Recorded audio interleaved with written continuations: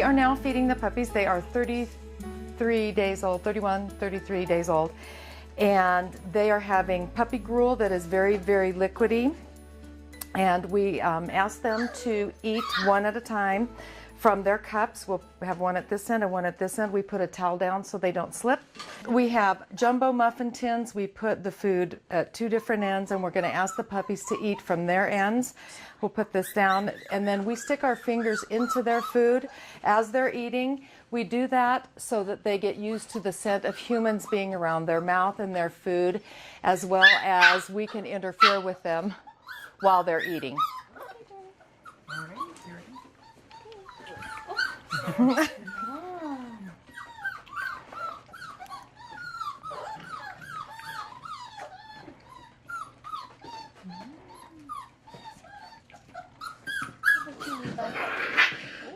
We may want those puppies in there with it.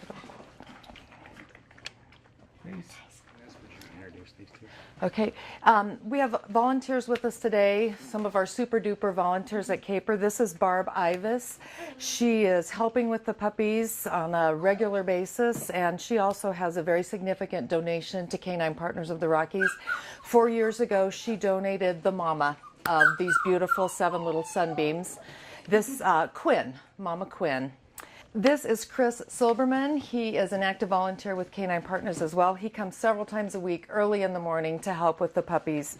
He came to us through one of our puppy raisers before. He's good friends with one of the women who has raised a couple puppies for Canine Partners. Good job. Good puppies.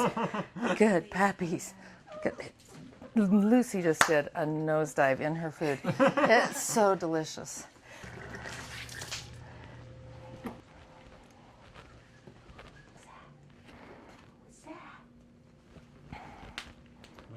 As full public access service dogs, these dogs will travel alongside their partner's wheelchair or walker, whatever they use, and they will be asked to travel across sidewalks, streets, possibly stones, gravel, grass. So we introduce a series of surfaces, underfootings for our dogs very early on in a play setting so that they get used to having many different surfaces under their feet. We're going to use a rubber mat, some foam, some bubbles, bubble wrap, and a grate to get them used to that. And we'll get them to play with this by luring them with some treats if we need to, but they just love to play. We have some good toys out here for them. Hi. What's that? Open your eyes. Come here, puppy. Good boy. Come on, Lark. Come here. Good. Good boy. Good boy. Good boy. Okay, we have Lucy with us, and we are trying to associate clicker being something good for them. At Canine Partners of the Rockies, we clicker train through our puppy raising and advanced training. So what we're doing at this very early age is to associate that click means something good is about to happen. Their behavior prior to the click is what we're trying to capture. So as Lucy looks at Barb, Barb will click and then treat her for that. Hi. Lucy. Lucy. Good girl. Okay, so let's try to do a little more rapid fire. You want click and then treat. Okay. And then click and then treat. So she... Hours of entertainment.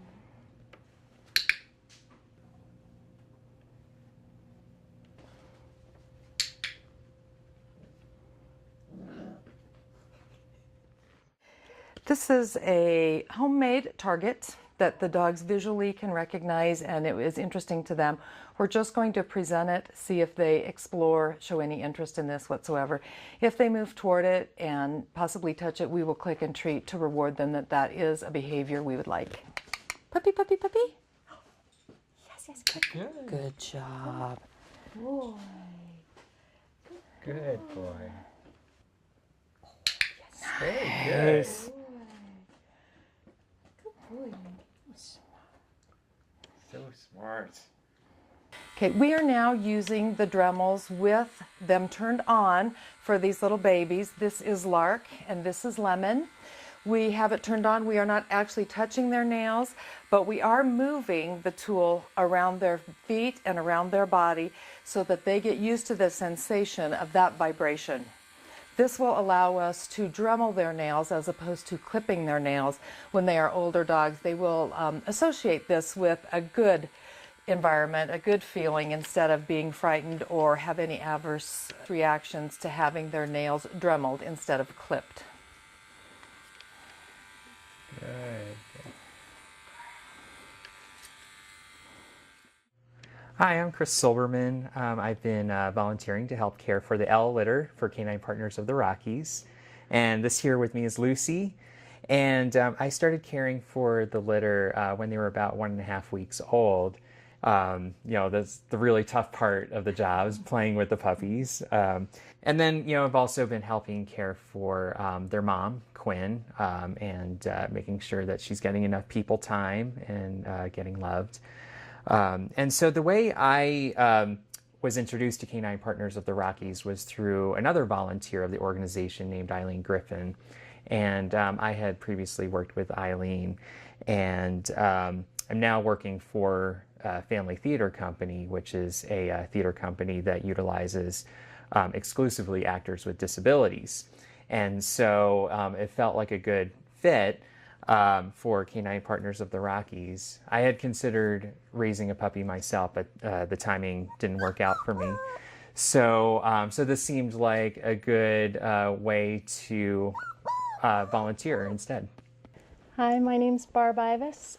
I became involved with Canine Partners of the Rockies about 4 years ago when I had a litter of golden retriever puppies and I wanted to donate one to benefit humanity.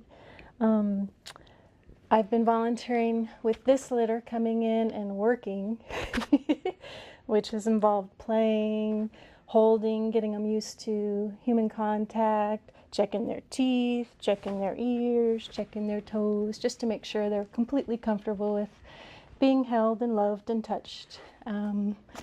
As a lover of animals, I know the benefit that they provide for everyone, and I thought it would be good if there was some way I could contribute to helping those that are a little bit challenged.